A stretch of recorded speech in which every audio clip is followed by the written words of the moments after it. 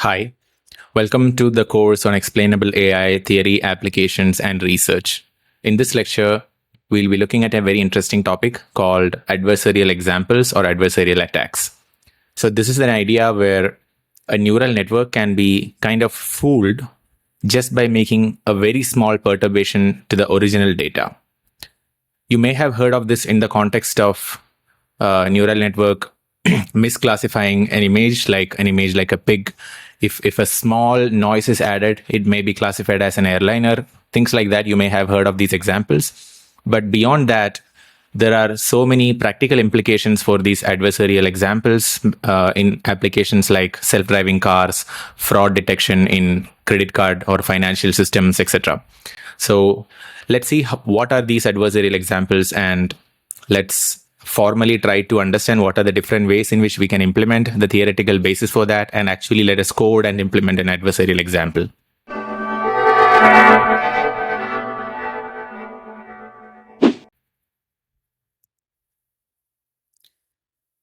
So neural networks, although they are really good for image classification tasks, they are not always accurate. So this is from the famous MNIST handwritten digit dataset. And these are a set of images for which neural network finds usually very hard to make a right classification. Although, you can see that this may be a 5, this may be a 6, this may be a 4, etc. Some of these are very hard to understand even for a human. Like I don't know what is this. I don't know if this is a 6 or a 4. Maybe it's a 4. I don't know what is this. So there are a bunch of examples where image itself is not really good. So the neural network may find it difficult to classify some of these images accurately for various reasons. And on top of neural network making mistakes, neural networks can actually say ridiculous things. So this is an actual example that I ran like a few weeks ago. So I was trying to do a explainable AI implement an explainable AI concept called LIME for explaining, okay, if neural network is classifying this image as something, which are the pixels or group of pixels contributing maximum towards that classification. So what I was expecting was neural network will say this is a helicopter, and then maybe it will highlight in red color all the pixels that are positively contributing towards making this image into a helicopter. So I was expecting a red color pixel, like in this image, a red color pixel all over here, and then the rest of the pixels which are not contributing positively to be blue. So that's the convention in explainable AI, especially when we are implementing technique like LIME. But what happened was, when I tried to classify, although the neural network accuracy was very high, this particular image was classified as spider web.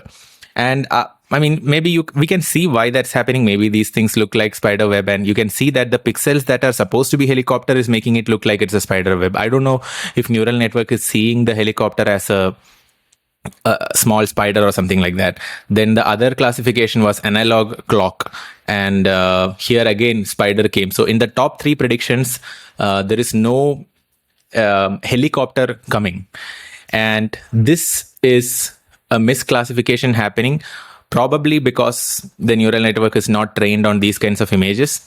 But more importantly, we can also force the neural network to make these kinds of mistakes, and we'll see that more in this lecture. So the forcing idea is like this. So this is an original image of a panda, and neural network is classifying this panda with 57.7% confidence. And the previous vulnerability which we saw, where neural network cannot classify all images accurately due to whatever vulnerability the model of the neural network has, we can exploit the same thing to make the neural network say that instead of this being 57.7% confidently panda, it can be 99.3% confident that this is a gibbon. And if you look at the image of a gibbon, this is what a gibbon looks like. It's kind of like a monkey. So you can make neural network commit this mistake by just adding a very small amount of noise, a deliberately selected. This is not random noise, although it looks random to us. It's very deliberately chosen. These set of pixels which appears like noise, and the reality, like the real image that we are adding is not this plus this, but 0.0007007 multiplied by this noise. So it's a very imperceivable change. And you can see that this image, although the noise has been added to this panda image, as a human, we cannot perceive what's the difference. So this is the idea behind adversarial examples. So in adversarial examples, we make a small perturbation to the original image such that the neural network may misclassify that original image. And there are so many examples. We saw in the beginning how you could add like 0.005 times this noise to the image of a pig, which will result in another image which will look pretty much the same for our eyes, but neural network will see that this is an airliner. And this is how we can, make neural networks commit mistakes that can be considered as an attack. So it's sometimes called as adversarial examples, but sometimes it's called as an adversarial attack. So the original, we might think if neural network can classify these kinds of images with very high accuracy, it can do the same here, but it cannot. So that's the idea. The idea of adversarial examples, it's not relatively new. As long as people have been trying to figure out how neural networks work, they have stumbled across examples like these, which are images or data points that look very similar but completely classified differently. So these are the two seminal papers published in 2014 and 2015. So the first one was from a group of people from Google, NYU, University of Montreal. So Christian Szigedi. So I don't know how to pronounce his surname, but he's been very famous for this paper titled Intriguing Properties of Neural Networks. It was published in Archive. I will show the paper in a moment. This was by Ian J. Goodfellow and others. And this paper was in 2015. I think an initial version of the same paper was published in 2014 also. And it was about explaining and harnessing adversarial examples. So I just want to show you briefly the paper, not like entirely walk through it, but just for you to see. This is the first paper which I talked about. So here they were discussing the idea that, neural networks, they model complex things like images which have thousands of pixels potentially, or millions of pixels if it's like a high resolution image, using a complex model. And we can kind of utilize some of the properties of these neural networks or features of the neural networks for making a classification in a certain way or another. So I'll just show you an example.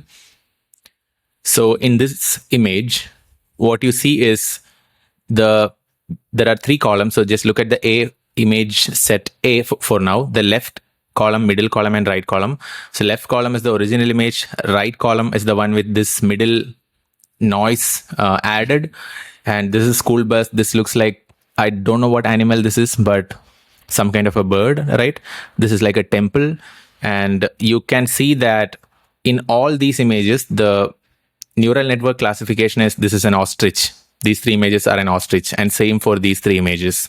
So this is accomplished by just providing a very carefully selected noise. And if you look at these 6 noise images, you can kind of visually see that they are different. They are not the exact same noise. And for that reason, you can conclude that we are not adding random noise. We are adding some specific kind of noise, which we will come to in detail in this lecture.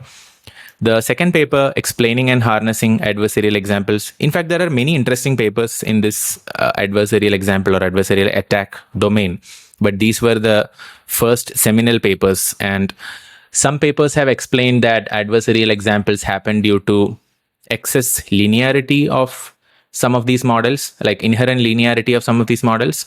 And some other papers have argued that it is due to excess complexity of the neural network models. We'll talk about this complexity example in a short while.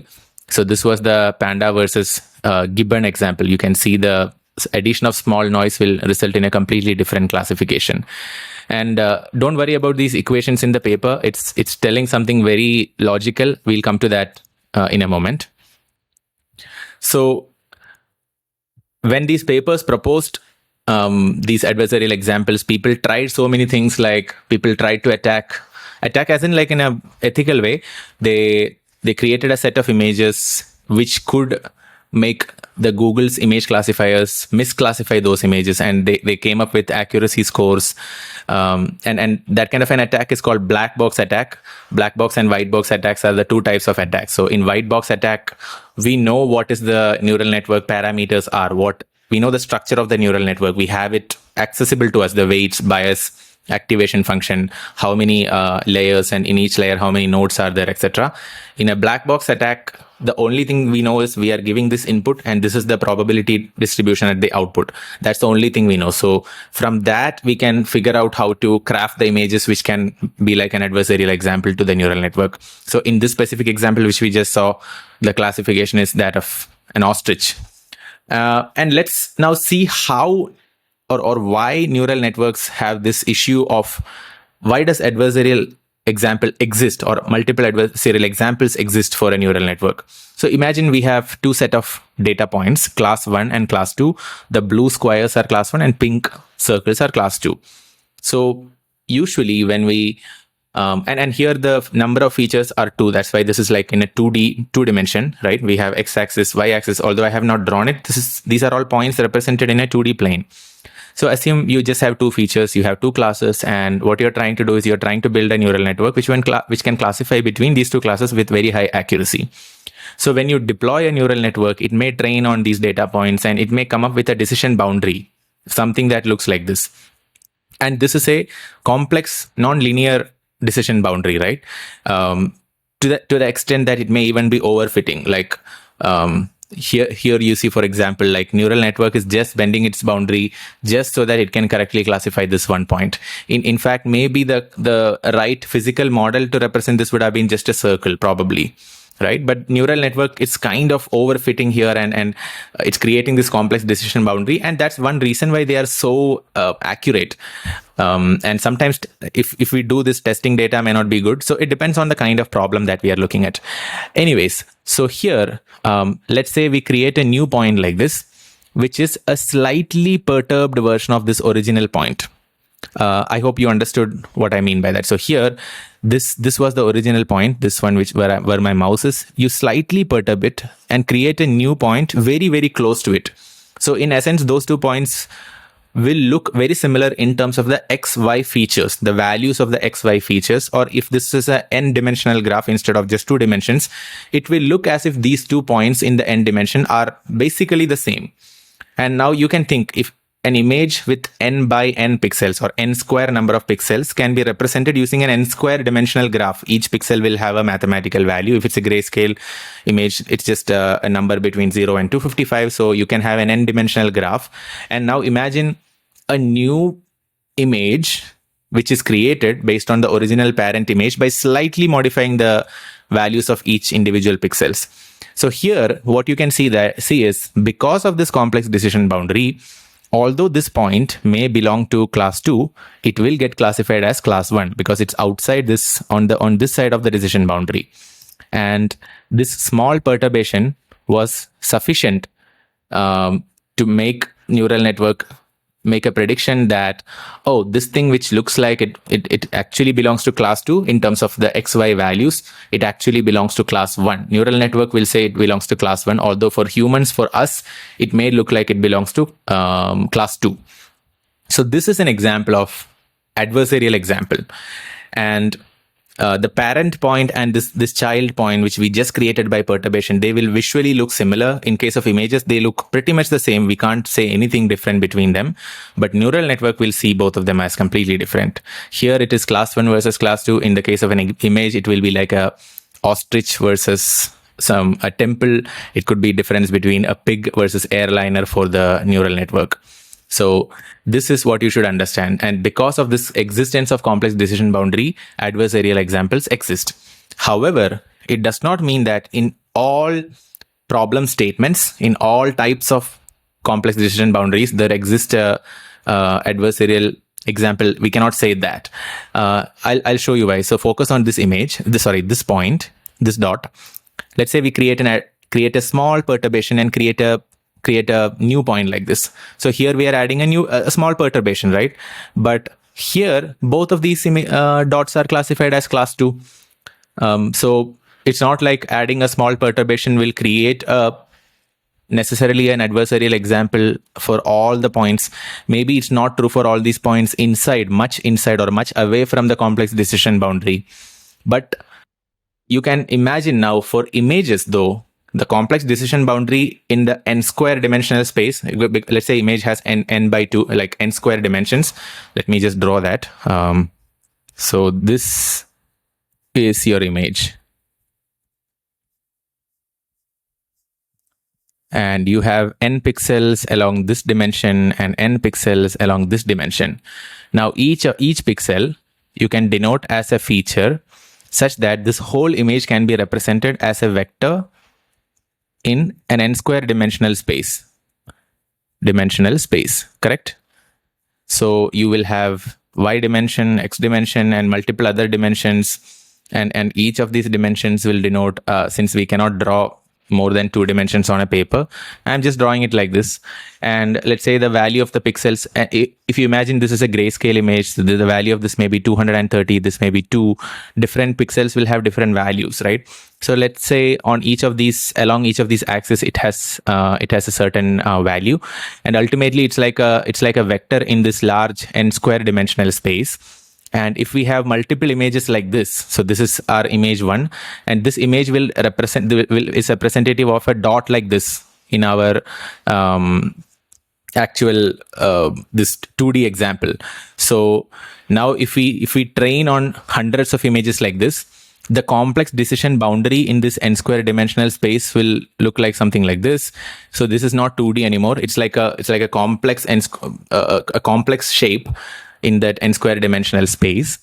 And it is very, very likely that simply because there are so many dimensions, it's very likely that this data point, which is the image, which is that vector, may lie very, very close to the decision boundary. Unlike these dots, which are so far away from the decision boundary. So these dots, this guy, are very far from the decision boundary.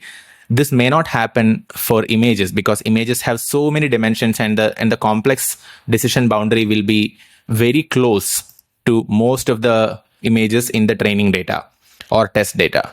So that is why people often say an adversarial example almost always exists for any kind of image. For any kind of image, you can find an adversarial example. So what that means is, for any kind of image, you can add a small perturbation, which may appear in the form of that noise picture which you saw. You can add that to the original image and create an image which looks almost like that, but which will be misclassified completely. So that is the idea behind existence of adversarial examples in images. So if this is an elephant, we can create an image. So this will be originally classified as an elephant, but we can create an image which will be misclassified as a submarine, and the only thing that we need to do that for that is like add a very, very small noise. So this is just what I just explained. So n square pixels mean that many dimensions, and the decision boundary, which is very complex, will be very close to every single data point. And adversarial example therefore exists for minor perturbations made to any image, but the perturbation has to be in such a way that it is in the direction of the complex decision boundary. If you make the perturbation away from so let me go back to my previous slide. So if for these examples, right, if the perturbation for this example is in this direction, then yes, you can create an adversarial example like this. But if the perturbation is in this direction, then it cannot create an adversarial example. Similarly, in images, we have to add a very specific kind of noise. Any kind of noise will not work. The noise has to be calculated such that the value of the pixel or the value added to each pixel in this elephant's image has to be carefully calculated. And this art of calculation of this is basically how we create or actually manufacture adversarial examples. Sometimes if you do that with an intention of breaking the neural network, it's also called as adversarial attacks. And this is the simplest way in which you can imagine why adversarial examples exist. So think like this. This is a space, right? This is the theoretical space over which you can have all the images. So if we have a n by n image with an n rows of pixels and columns of pixels. How many types of images can exist? And let's say it's a binary image for simplicity. So each pixel value can be 0 or 1. That means each pixel can have two values. So 2 into 2 into 2 into like this n square number of times, right? So I think, I hope my math is not wrong, but basically you will have 2 raised to n square potential theoretical, that many combinations of pixel values possible for any given pixel. So this can be in 2 ways, this can be in 2 ways, this can be in 2 ways, etc., etc. So there are these many types of images. That's the theoretical distribution space. But in our actual training data, we will not have all weird kinds of images, right? We'll have only very specific kinds of images. So that will be our training data. And obviously the test data will be distributed in such a way that, so let's say this is the whole data, then we will split it into 80-20, right? Approximately. So let's say 80% of this is for training, and 20%, which may be this is 20%, that may be for testing. So this is training, and this unshaded part is for testing. Now, the hope is that if the neural network is really good, then if it is good enough such that on training data, it can make really good predictions. On testing data also, it can make really good predictions, right? Now the idea is, where do we have our adversarial examples? The adversarial examples cannot be perturbations of training data. Why is that? Because neural network has already seen the training data really, really nicely. So we should see how it can be how the adversarial examples can be perturbations of test data, because test data is something that the neural network has not seen. So neural network has not seen this entire data set, right?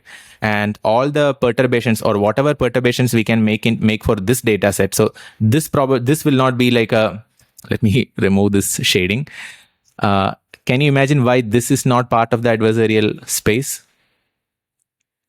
Mainly because this is not part of adversarial space, mainly because this is part of training data. So the test data has to be changed in such a way that it is creating a new data point, which is very close to the test data itself, but it is neither part of test data nor part of training data.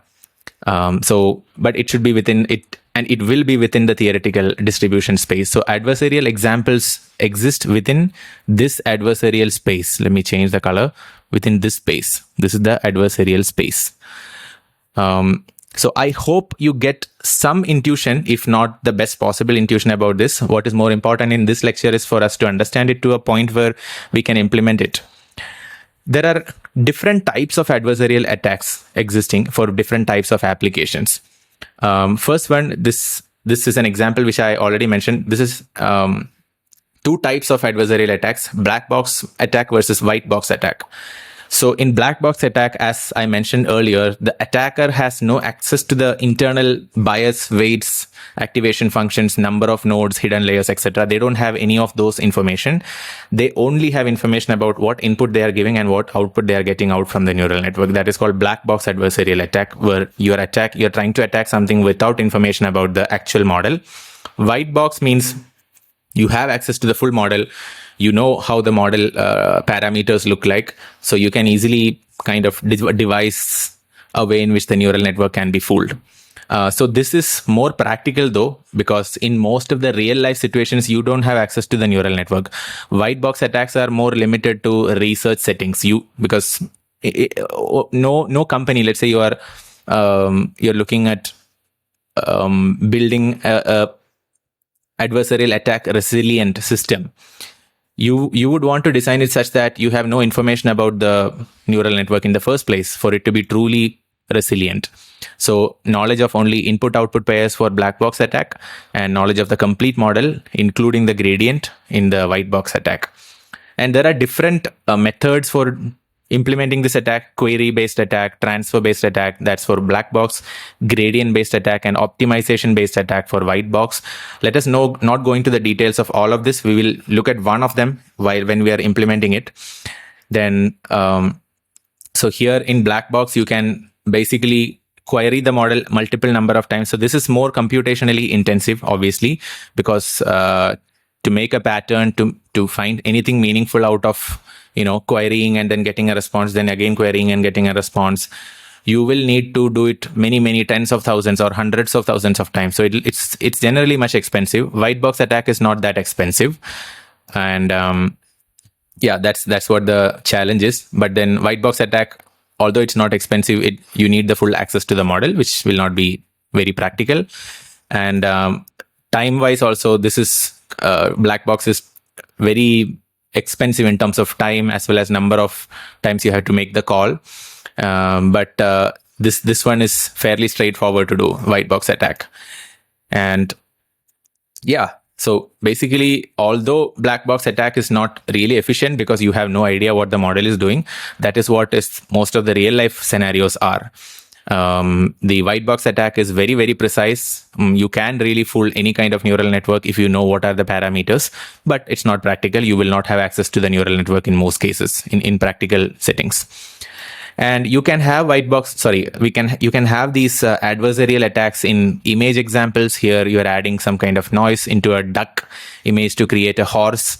And you can also have it in audio. So this is very interesting because imagine you are running or you're calling Alexa, and then you're asking Alexa to do something for you.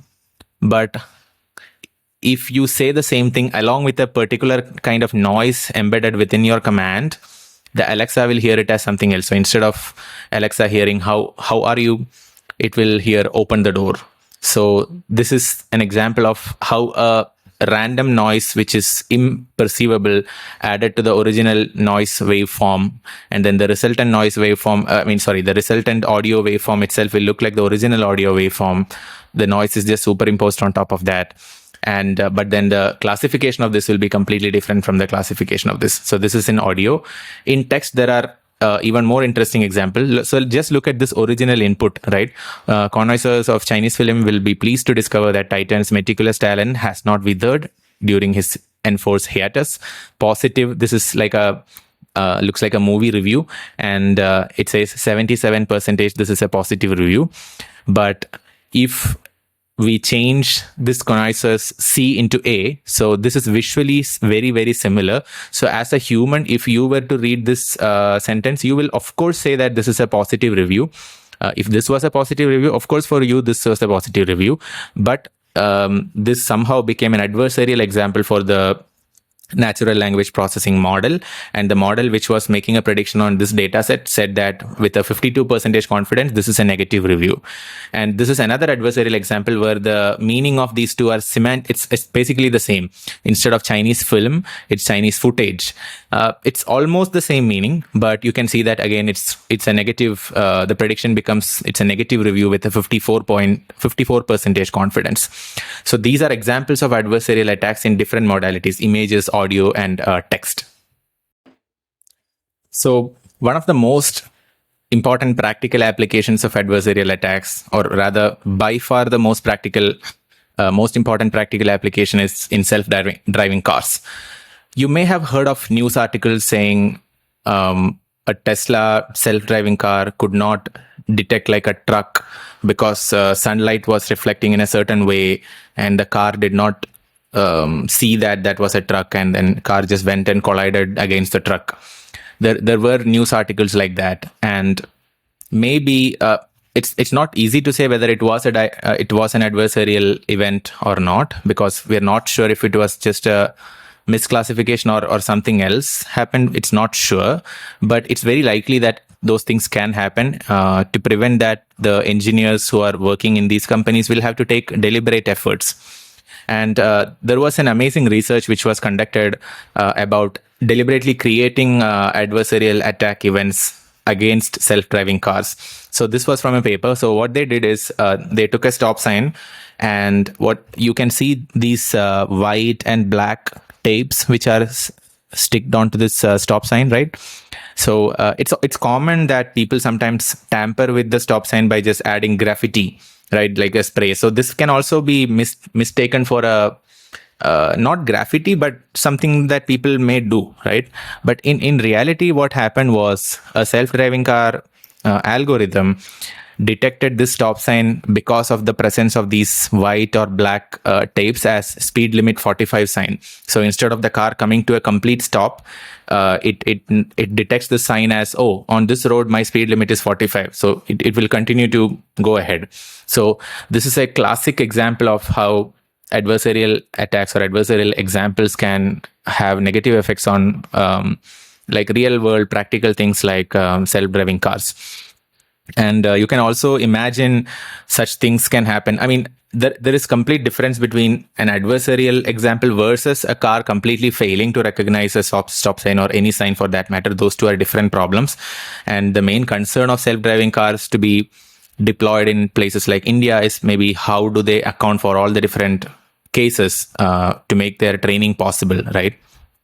Like these on the roads, if there are, let's say, different things existing on the road, sometimes the roads may not have a proper the markings. Sometimes the footpath may be so close to the road, sometimes footpath may be non-existent. So there are different types of conditions.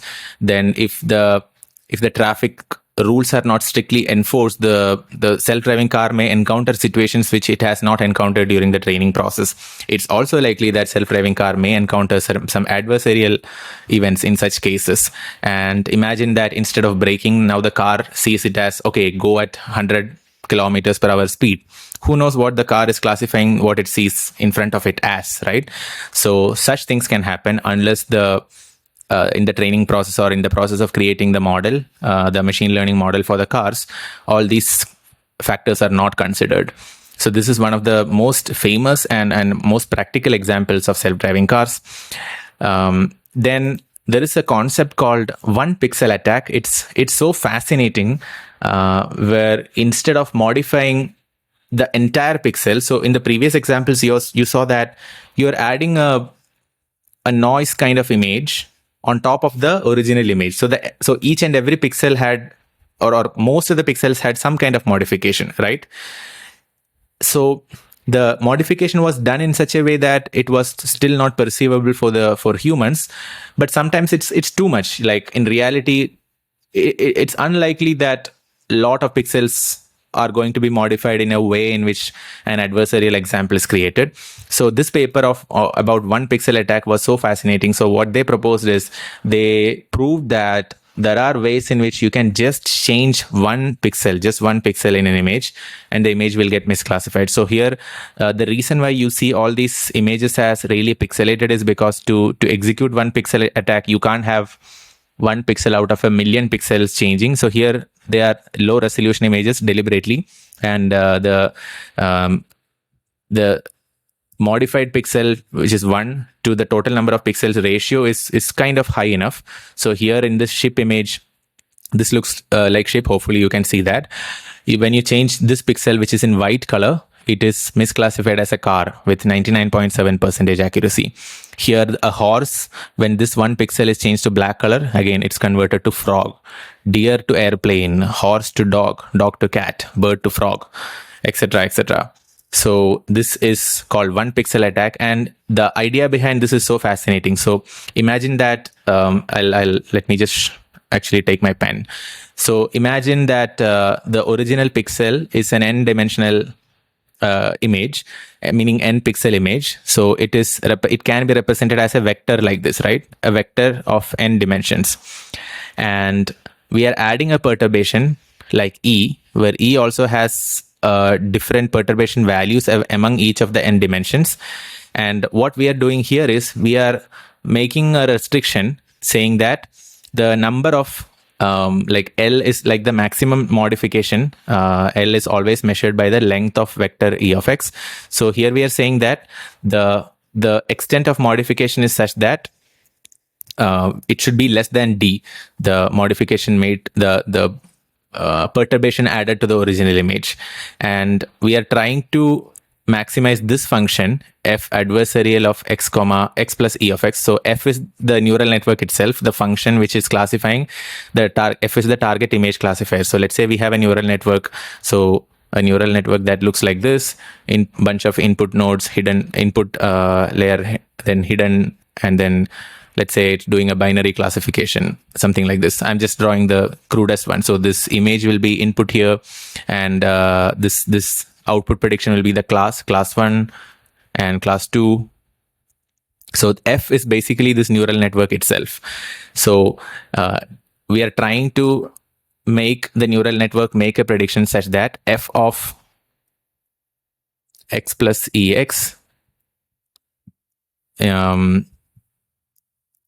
is F adversarial of x plus EX is maximized subject to the perturbation E of x is less than or equal to D.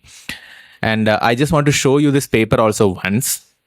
But please note that D is the number of pixels that we are changing. So in the 1 pixel attack case, D equal to 1. If we are modifying only 5 pixels, D equal to 5. Right? So this is the constraint, and then we are maximizing this function. So this is the paper, the 1 pixel attack paper. I'll share the link to this. It's a very, very nicely written paper. Although the practical applications of this 1 pixel attack may be very limited, it's still very fascinating. You can see some examples like here the cup is misclassified or classified as a soup bowl because of this 1 pixel. Here the bassinet is classified as paper towel, hamster as nipple. It's very interesting. In some cases, depending on the extent of modification, so here they are modifying a few pixels, but it's still perceivable to human. Like here they have not drawn these red circles. So here in the 4 images, they have red circles, but here they have not drawn the red circle. But you can see that this image has been modified. But if the red circle was not present, right, let's say this red circle was removed, you will really struggle to tell which one is the modified pixel. So this is truly fascinating that they were able to do it. So that is all about 1 pixel attack. I'll share the paper. I highly recommend you to go through it. And there are many other domains in which adversarial attacks happen. It's not just in images. Of course, in computer vision, image classification where, a panda's image can be classified as a given is a classic example that is mostly restricted to research domains. And there are several methods like FGSM, fast gradient sign method. Fast gradient sign as in essentially what you do is, you calculate the loss. So let me give you an example. Let's say you take a vector, right? So let's show with the example from the 2-dimensional case. Actually, let me go back to the previous slide. So let's say this is your decision boundary, okay? And what you want to do is you want to figure out what is this perturbation that you should add. What is the perturbation that you should add to this this set of xy values. So let's say the value of that is x0, y0, okay, in the 2-dimensional plane. You want to figure out what perturbation ex0 and ey0 you should add such that this resultant dot is misclassified. So one way in which you can do that is first you calculate first you randomly generate a point. Okay, let's say I randomly generate a point such that the perturb point is somewhere over here, right? And now what I can do is I can calculate how much each of the dimensions contributed towards the error. So error meaning like, let's say you are doing cross entropy loss, the loss which is calculated by the neural network. You can calculate along which direction it is contributing towards the error the most. So here you may see that, okay, you have moved slightly to the right and a bit to the up direction. And you may see that, okay, moving to the up has not contributed too much maybe, but if the perturbation was created in such a way that if you moved over here, you would see that the loss has decreased. You are closer to the decision boundary. And then what you will see is there is sorry, did I say loss decrease? I meant loss will be increased because you are closer to the being in the opposite class, right? So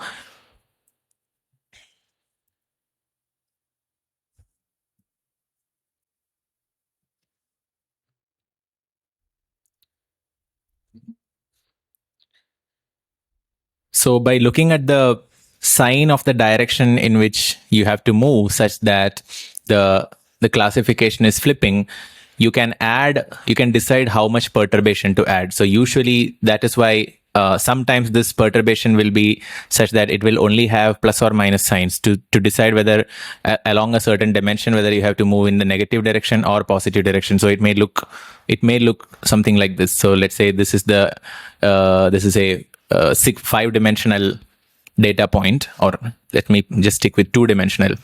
So sometimes the perturbation will look like this multiplied by a small value delta. The delta may be 0.005 or something like that. And here what it means is along the x direction, you have to move in the negative direction of the axis, and along the y direction, you have to move in the positive direction of the axis. In this particular case, though, maybe the ideal direction is you have to move generally in this direction and this direction. So it's in the positive direction of the x-axis and negative direction of the y-axis. So in this case, the perturbation, this array might look something like +1, -1, and then this will be multiplied by a small factor. Sometimes it will be very small, sometimes it will be like 0.8. It depends on the kind of the problem statement that you're looking at. But the idea is that you are calculating this sign of the gradient basically, and that is one part of the fast gradient sign FGSM method. Then there are applications in NLP, natural language processing. So let's say there is a AI spam filter which filters whenever there is a spam email.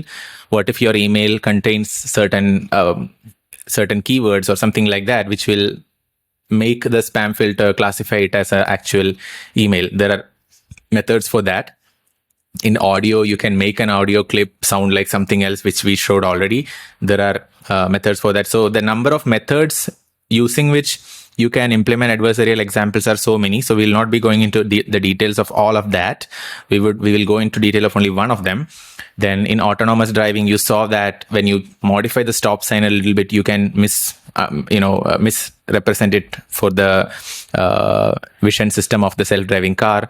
Malwares can be adversarial examples, or you can use it for adversarial attack. In medical imaging, there could be misdiagnosis. Like let's say a tumor is there, it may be misclassified as benign if something is there.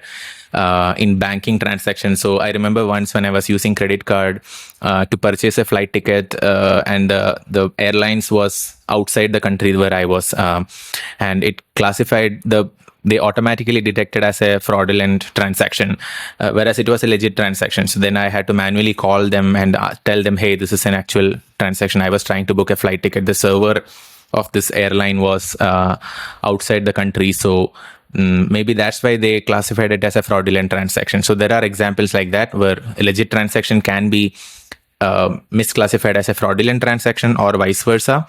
And in robotics, you can, let's say, place certain simple obstacles or simple things in the environment. So you make minimum changes in your environment and the robot can completely, go crazy. It won't understand what's happening. And same thing, like Siri or Alexa can, you can make it commit mistakes.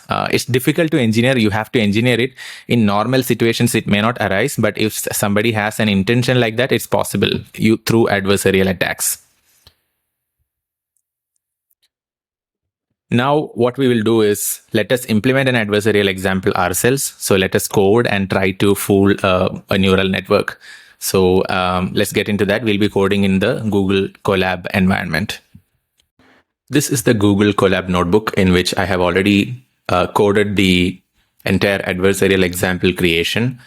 So I'll walk us through module by module. And of course, I'll share the link to this Colab notebook so that you can also run the notebook for other different images, which I do not use. So first we'll import the required modules. We are having PyTorch, Matplotlib for displaying the images, NumPy, of course, and we also have PIL. So let me just run this. So we import the required modules. That is done. Next, what we do is we are downloading the file containing ImageNet classes. So ImageNet is the set of images that we will be using in this particular example. And if you open this URL, you will see the labels of the different images. So these are all different animals. So ImageNet has different classes of images. And in this particular example, there are objects, animals, and there are a few other things. I don't know what are the different classes. There were 4 or 5 different buckets of items, and you can see that reflex camera, a lot of these things are objects, and a lot of things in the beginning are images. If you see snake, peacock, etc. So what we'll be doing is, I think there are 1,000 classes. I don't know how many classes are there in this. I actually did not have a look at it, but if I remember correctly from last time, maybe it was 1,000 classes. But anyways, that's not relevant for us. So what we are going to do is, we will first use a pre-trained image, like neural network, for making a prediction on these images. And images meaning ImageNet classes. So we'll upload, let's say, an image of some animal, and we will ask the pre-trained model to make a prediction, and we'll see what the top 5 prediction probabilities are. So here what we are doing is, we are downloading the ImageNet classes from this URL, and then we will convert it into a .txt file to extract the labels. So these are all the different labels that we have. So let's run this. And here you can see that when we run this, a new file. So let me delete this so that I can show you once again. So when we run this, that ImageNet classes.txt file is created over here. I guess I have to run once again. Let me just. Okay, yeah, it got created. So after that, after this txt file is there, now we have all the labels. And then what we do is, we will be loading the pre-trained GoogleNet model. So GoogleNet pre-trained on ImageNet is what we are loading. So ImageNet 1K version 1. So these are the weights of the pre-trained neural network. And then we will run the model. Okay. So that is done. This is so fast because this is a very highly optimized model. Then what we do is, whatever is our input image, we are defining a transformation. This is just a definition of transformation. We are not yet transforming because we are yet to give the image. We'll be calling the transformation function over here only. But the definition is, we'll resize the image to 256 center crop. Then this normalization is typically, there is a very standard normalization typically done for ImageNet images. The image that I downloaded is just a random image from internet, but we can apply appropriate normalization. So it does not matter what exact normalization that we are applying, as long as we are getting decent prediction on the image that we are using. So here I have defined the image path /content/cat.jpg, but /content is basically this folder what you see here. It's a temporary folder. So whatever you upload here will be of the path /content/ the file name. But currently we don't have cat.jpg, so I'll just right click, upload, and here I have the cat.jpg. And after this is uploaded, this path is valid, and this will be the image. This is the image that I'm using. You will see what is the image looking like soon. I'll just display it here. And we'll convert the image into like a tensor. We'll be adding the noise tensor to this image tensor later. So this image is converted into a tensor. And then we are making our initial prediction using the model. So this model, which you see here, model of image tensor. So the image tensor is the tensor version of this cat.jpg image. Model is the neural network model defined over here, which is pre-trained model from GoogleNet. It's pre-trained on ImageNet. Then we have softmax for creating the output probabilities.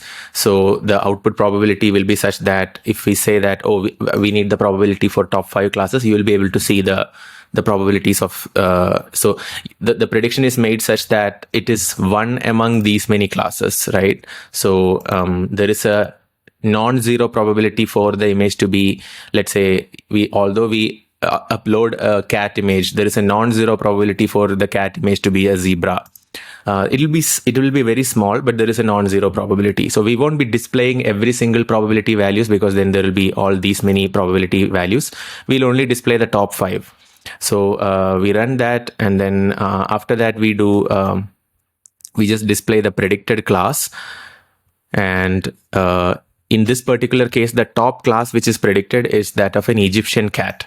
So we can also display it here. So this is the cat.jpg, and the prediction is that it's that of an Egyptian cat. I don't know if this is an Egyptian cat or not. I have no idea, but it's a cat, whether it's Egyptian or not. So, and the confidence is like 30.24%. Pretty good. I mean, it's a random internet I downloaded from random image I downloaded from internet. So I don't have any complaints. Now what we do is we convert the image tensor back into, so this image tensor was used in the convolutional neural network model. Because we needed this format of data, tensor format of data. Now we convert it back into the original image format so that we can display it using the PIL, display the image. So we'll display the image over here. So using plt.imshow. So this is the image. We had done some pre-processing. That is why image looks a little bit different from the original image was like this, right? Here we have done a cropping to make it square. There is some contrast change, but so the image that we are making a prediction on is this image, not strictly this image, but basically the same thing. We can pre-process it in whatever way we want to pre-process. But you can see that the predicted class is let me close this thing. And here we can see the top 5 predictions. So with 30.24%, it's an Egyptian cat. With 27.6%, it's a tabby. I don't know what is a tabby. Okay. It's basically a type of cat, I guess. Then there is lynx. I can just show you what lynx look like. This is like a lynx. And these are different versions of cat. I don't know how an Egyptian cat looks like. Okay, this is how an Egyptian cat looks like. Anyways, and Persian cat, I know what it looks like. I just want to show you. This is like a Persian cat. So it's definitely not a Persian cat. I can see that. But I don't know if I can distinguish between Egyptian cat versus a normal cat. But anyways, it's making good prediction. If you sum up these top few predictions, like it's 30, 57, 67, 77, 87 plus 7, 94, 95. So these top 5 predictions make up 95% of the total probability, and rest of the classes have only 5% sum total. Pretty good. This is very, very good prediction. Now what we are going to do is something very interesting. Now we'll make an adversarial example where, let's say, I want to predict the cat as something else. Like we can look at there is a class called plastic bag, right? So let's say we want to convert the prediction of this cat into that of a plastic bag. So what we want to do is we want to modify this image by adding some kind of noise which is not perceivable to us humans. So this noise is so small. But when we add the noise on top of this cat, the resultant image will look exactly like this, but the prediction probability will completely change. It will not be looking like this. It will completely change. So let's do that. So what we will be doing for that is, when a prediction is made by the neural network, and it's a softmax output, right? So let's say the output of softmax is a list of probabilities for these many number of classes. There is an expected output, right? So this image has an actual label. So let's say the actual label of this image is, in this case, the label is something that we define. So let's say the label that we want is that of plastic bag, which is the expected prediction, but it's predicting as a Egyptian cat or something else. So we want to see what kind of gradients are there for each corresponding to each input pixels. So I'll show you visually what I mean by that. So I just want to show you here what we are doing. So let's say this is the input image, right? It's a RGB image where X has 224 pixels, Y has 224 pixels, and it has 3 channels RGB. So this is converted to a tensor of, there will be 224 by 224 by 3. That will be the dimension. I mean, when you print the shape, it will not be exactly this. It may be 3 by 224 by 224, whatever it is. So this is converted into a flattened input layer, and the size of this input layer will be same as the total number of elements in this tensor. And then we have a neural network with bunch of hidden layers. Let's say these are hidden layers, and then let's say after the hidden layer, it's doing through softmax bunch of probability distribution. So I will assume that for simplicity, there are three classes: cat, dog, and maybe some other pet, let's say duck or something like that. So here at the output, whatever this image be, we are getting a probability distribution. So this is for cat, this is for dog, and this is for duck after the softmax. So let's say this is 0.6, this is 0.3, and this is 0.1. Some of these three will be 1. Now, let's say originally this was a cat. If this image was originally a cat, our probability distribution will say the top three classes are cat with 60% probability, dog with 30% probability, and duck with 10% probability. So this image was that of a cat. Now what we want to do is we want to figure out what is the modification we want to make to this image, which is so tiny and so difficult for humans to see, so that even when we add like cat plus noise, even if we do this addition, the resultant image will look like a cat for humans, but it will look like a duck for a neural network. So this is for humans, but it will look like a duck for the neural network. This is truly what we mean by adversarial example, right? So adversarial example is the way in which we can make minimum perturbations to an image which we cannot perceive, but neural network will see this as completely different. So let's see how we can create this noise, how we can figure out what is this thing that we can add so that we can completely fool the neural network. So let us consider this case of what we could potentially do. I'll move this here. Okay. So imagine the duck is our target adversarial example, which means the target output will look something like this: 0, 0, 1. If we want the thing to be as close to duck as possible, we want the final softmax output to be as close to this as possible. Even something like this 0.00100 and this could be 0.99, something like that. Even this is fine. So this is how our softmax should look like at the end for the prediction to be closer to duck. Like this is what we wish for it to be. So now what we can do is we can calculate the gradient with respect to the image. So usually what do? We have a loss.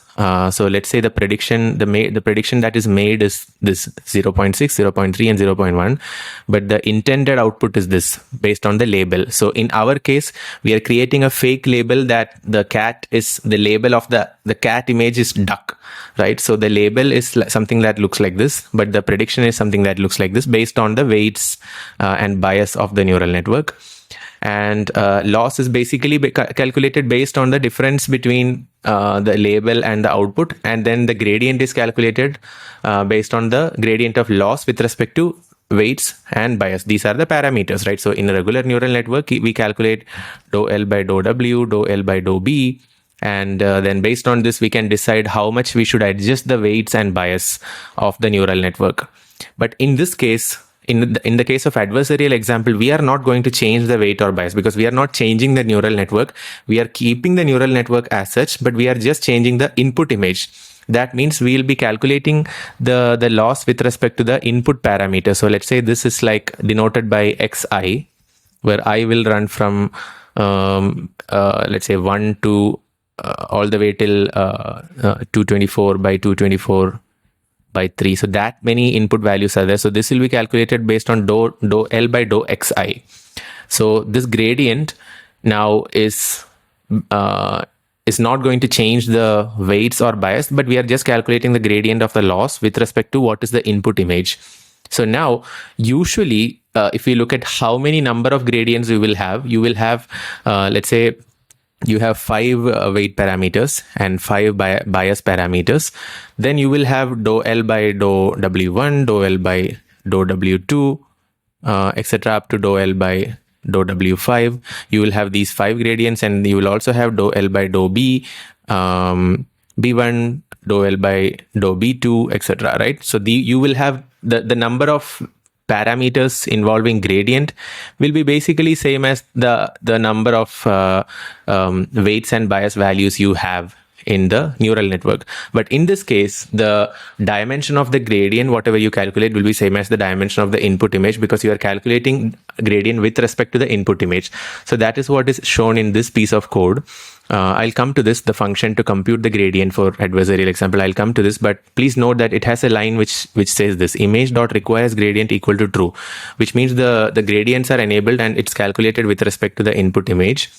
And then what it does is, so now what we are saying is, if the output has to be 0, 0, 1, which means if the output has to be duck, then the gradient with respect to the input image has to be something, right? So what we are calculating is, we are trying to answer this question: what are the gradients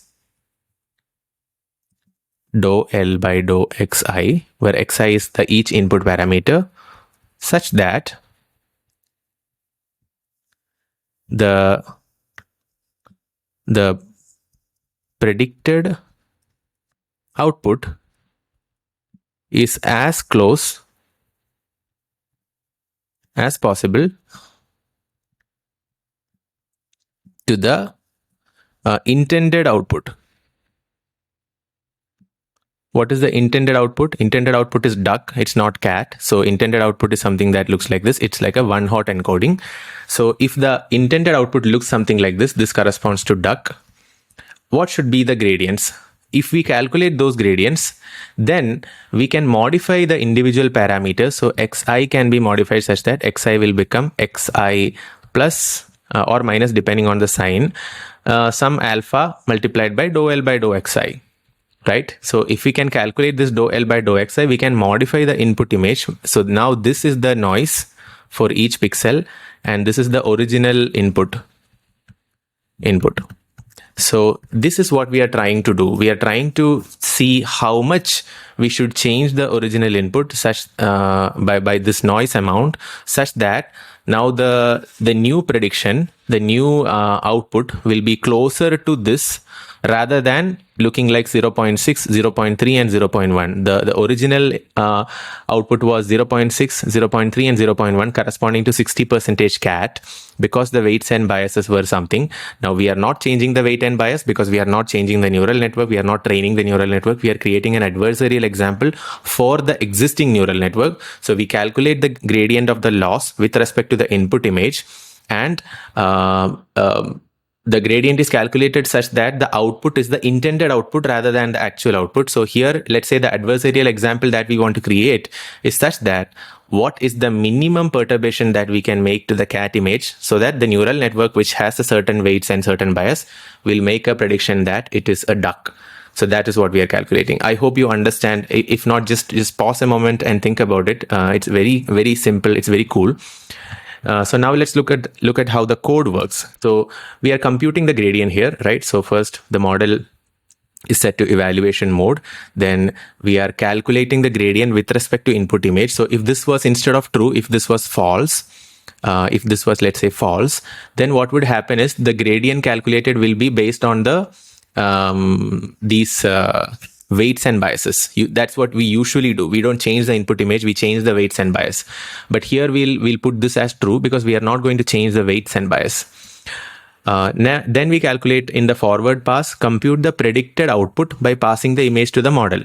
So we have a model, we pass the image of the cat to the model, and then we compute the predicted Y. So what is the predicted Y? The predicted Y is something like this, right? Egyptian cat, tabby, lynx. This is how the predicted Y look like.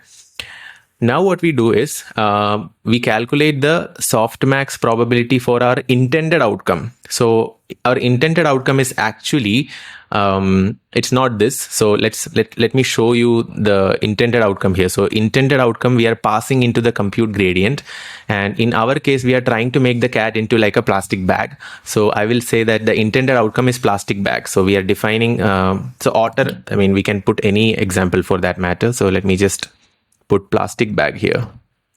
So intended outcome is plastic bag. So I want to make some minimum changes to the cat image so that the cat image will be classified as a plastic bag.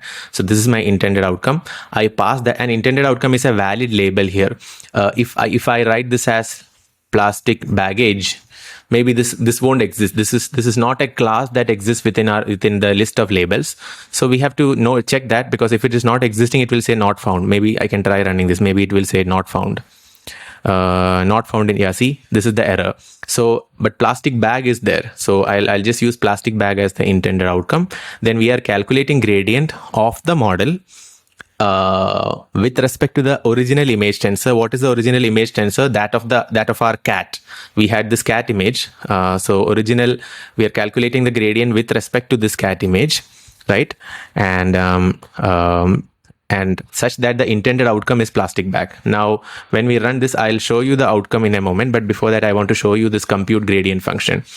So we are basically creating a softmax probability of our predict. Actually, this is, I think, the predicted outcome. Let me just remove this. So we are calculating the softmax probability for the outcome predicted, and then what we are doing is, there will be some existing gradients. Existing gradients are gradients of the loss with respect to weight and bias. So we are removing all of that. We want to calculate the gradient fresh with respect to the intended outcome for the dou L by dou xi. So first we create the one hot encoding of the intended outcome. What was the one hot encoding? One hot encoding means everything is 0 except the intended outcome. So here if intended outcome is duck, it will look 0, 0, 1. In our case, the intended outcome is plastic bag. So let's say the plastic bag is appearing in the 50th position, then the one hot encoding will look like 0, 0, 0, 0, and the 50th one will be 1. Then again everything else will be 0. So this is how our one hot encoding will look like. Then the gradient is calculated such that we have this as the expected outcome, right? And then you can already imagine what we are going to do. Once we calculate the gradient of with respect to the input image, we can add that on top of the image. So this is what we do, right? So input image is modified such that input image equal to input image plus some kind of scaling factor multiplied by the gradient. So let's say the dimension of this is 224 by 224 by 3, like a tensor. It has 3 dimensions. The dimension of this gradient also will be the same, 224 by 3. So this is because of the way we calculate the gradient. So now here we have computed the gradient. We are just displaying the values of that of the computed gradient. So you can see that this is like a tensor. I'm not displaying the shape of the tensor here, but basically if you look at the size, it will look pretty much same as the dimension of the original input image. Now what we do is we modify the original image, right? So now we modify the original image such that, let me go down, such that once now we have this new image, this is now new input image, right? This guy.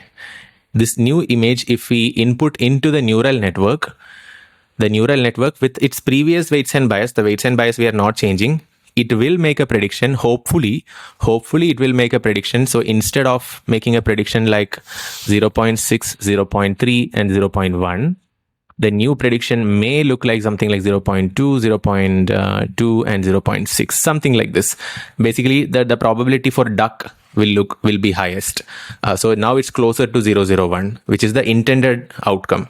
So the thing is, we will have to do this gradient addition multiple times. Just doing it one time may not give us the result. We'll have to do it as a loop. But here we'll just try it once because we are not planning to make the output as 001, or rather, in our case 00001, and wherever plastic bag is, there is 1 and everything else is 0. So our intention is not to make it say, okay, this image for humans it looked like a cat, but neural network says with 99.99% probability it's a plastic bag. No, we don't want that. We just want the neural network to say, hey, this is a cat. For humans this look like a cat, but neural network says that with the highest probability this is a plastic bag. So highest meaning 20% probability it will be plastic bag. For 18% probability it may still be an Egyptian cat. I don't know. So we can just see that. Okay, so here what we do is first we add the gradient 5 times the gradient. So this is the constant scaling factor that we talked about. This number we'll have to do a bit of trial and error to figure out what is this.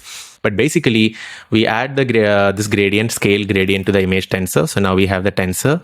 Then we once again calculate the probability, output probability for our model.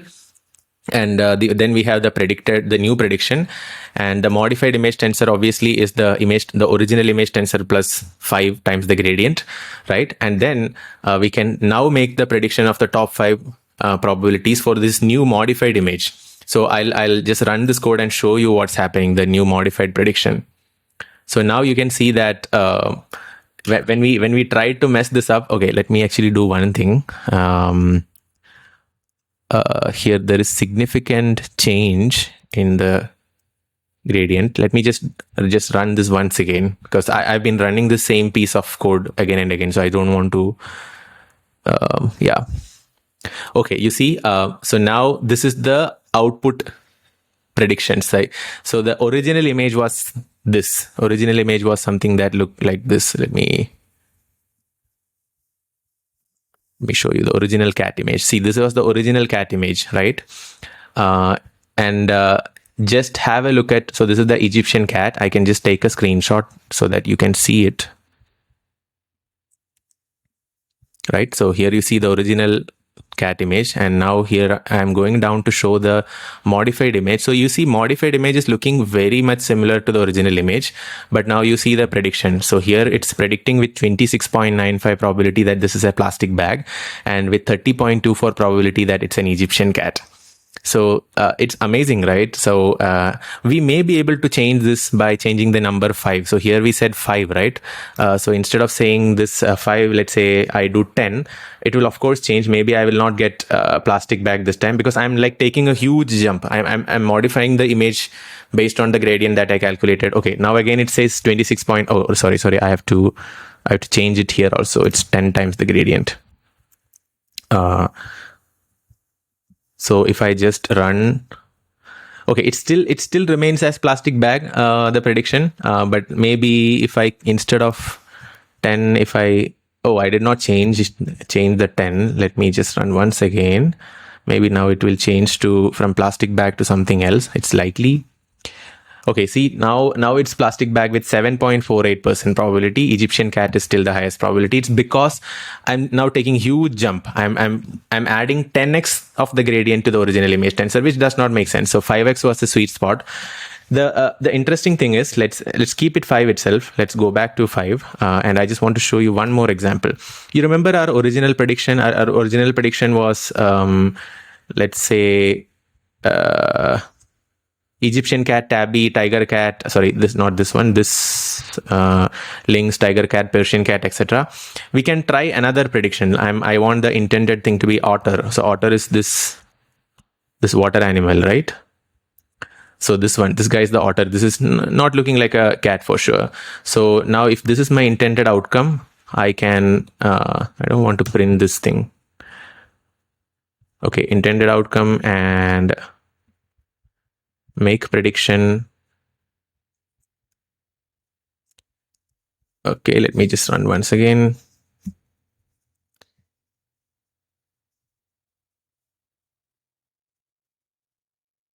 My prediction has actually not changed much. It's because I should just not print it here. Yeah, correct. Sorry. So if I now run this, hopefully my prediction will change from Egyptian cat to otter with some good percentage. Let's see. Yeah, you see. So now Egyptian cat probability has gone down significantly to 3.44%. my original image has not changed. It is still the same. But see, this is my original image. This is my modified image, which looks pretty much like the original image. But this had 30% output probability to be an Egyptian cat, but this has only 3.44%. And here it's saying with 37.73%, the image is this guy, Otter. It's absolutely fantastic. And now I just want to show you what is the noise that we are adding here. How does it look like? So what I'll do is I will first do this. So my applied gradient is 5x the gradient, and that is the modified, that's the gradient that we are adding. And I'm just printing the gradient image here. So this is the gradient. It's almost a black image, but there are some noise spots here. I don't know if you can see it. What I'll do is I'll just manually increase the brightness by just, instead of multiplying by 5, I'll just multiply by 50. Then let me just show you how the noise image look like if it is 50. You see, I mean, this is not what we are adding. What we are adding is 1/10 of this. So now it is 50 times the gradient, but we were only adding 5 times the gradient. But basically this random noise is what we added to the original image, the 1/10 of this random noise. And then the original image prediction changed. We could make it change. We could make the neural network predict that it's an otter or plastic bag or anything else. Like I think it will work for most of the things. So let's say solar dish. Let's see if I can convert the cat to a solar dish. This is 5. And my intended outcome is solar dish. And let's see, sometimes it won't work because this 5 may not be the right thing. We will have to run this gradient addition thing multiple times, but sometimes it will work. Here, I don't think it worked. Maybe it will work if I change this to 2. I have no idea. Let's see. This is really a trial and error at this point. For several examples, it works. For several examples, it does not work. No, solar dish is not coming. So maybe it's very difficult to make solar dish happen. Maybe I have to pick an animal instead of an object. I can make the cat look like any other animal. So let's say king penguin. How about this?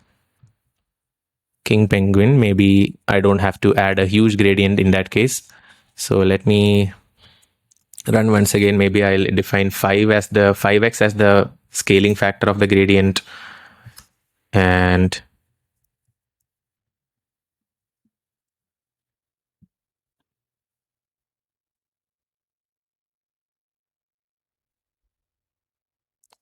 it is still Egyptian cat. Yeah. I guess it's not possible for all images. Let me just try one last time with 10 times the gradient. It may or may not work.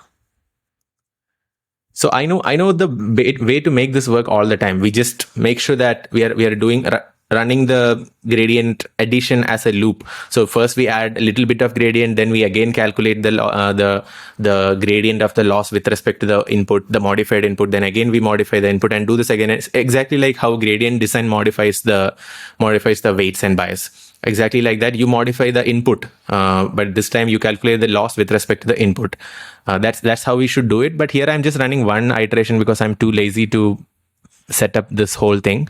But yeah, for some examples, it's difficult to just get with one iteration. We will have to do multiple iterations. But I hope you got an idea, and I welcome you to try doing multiple iterations to modify the input image tensor. But this is exactly one of the easiest and crudest ways in which you can implement adversarial examples. There are much more sophisticated, much more sure shot methods of implementing this, which we discussed in the lecture. So first try this out, and then there is code available for most of the methods. There are GitHub repositories available, so you can try those out and try making such adversarial examples where neural network is literally fooled to say that the image is something else. So I will share the link to this code, and you can directly copy paste this code and run it yourself, make your own modifications, and then enjoy this particular adversarial example thing. I really like it because the applications are huge, and I learned a lot of interesting stuff while making examples for the adversarial attacks. There are papers which talk about how adversarial attack is done on Google's image classification algorithm, etc. Maybe we will cover that in one of the future lectures. But for this lecture, that's all. Thank you so much, and we'll see you again in the next lecture.